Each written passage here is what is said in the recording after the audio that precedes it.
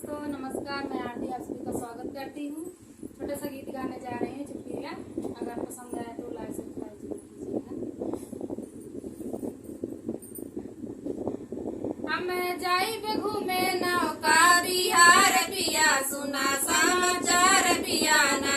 हम जाइब घूमे नौका बिहार पिया, सुना समाचार पिया ना।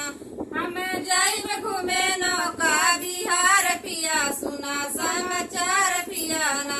एगो साड़ी ले दो हमें गोट लगवा दो, एगो साड़ी ले दो हमें घाट लगवा दो, ओमे लटकन लगवा दो दुई चार पिया, सुना समाचार पिया ना। ओमे लटकन लगवा दो दुई चार पिया, सुना समाचार पिया ना। एगो साड़िया ले दो गोटेदार पिया, सुना समाचार पिया ना। एगो जाइब घूमे नौका बिहार पिया, सुना समाचार पिया ना। हम जाइब घूमे नौका बिहार पिया, सुना समाचार पिया ना। एगो चूड़िया ले दो हमें नाग लगवा दो, एगो चूड़िया ले दो हमें नाग लगवा दो, ओमे लटकन लगवा दो दुई चार पिया, सुना समाचार पिया ना। ओमे लटकन लगवा दो दुई चार पिया, सुना समाचार पिया ना।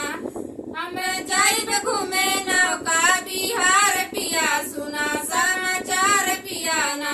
हम जाइब घूमे नौका बिहार पिया, सुना समाचार पिया ना। एगो बिंदिया ले दो हमें नाग जड़वा दो, एगो बिंदिया ले दो हमें नाग जड़वा दो, ओमे शीशा लगवा दो चमकदार पिया, सुना समाचार पिया ना।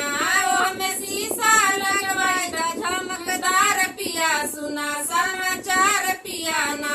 हमें जाइब घूमे नौका बिहार पिया, सुना समाचार पिया ना।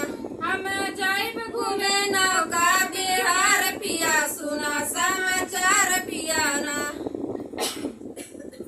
एगो कारवा ले आई दो हमें लाड़ी लगवा दो, एगो कारवा ले आई दो हमें फूल से सजाई दो, ओमे जइहा सखी दुई, ओमे जइहा सगे सखिया दू चार पिया, सुना समाचार पिया ना।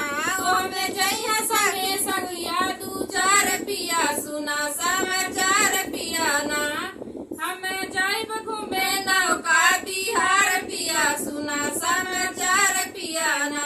हम जाइब घूमे नौका बिहार पिया, सुना समाचार पिया ना। दोस्तों अगर हमारा गाना पसंद आए तो लाइक सब्सक्राइब जरूर कीजिएगा और कमेंट जरूर कीजिएगा कैसा लगा। कमेंट करना मत भूलिएगा।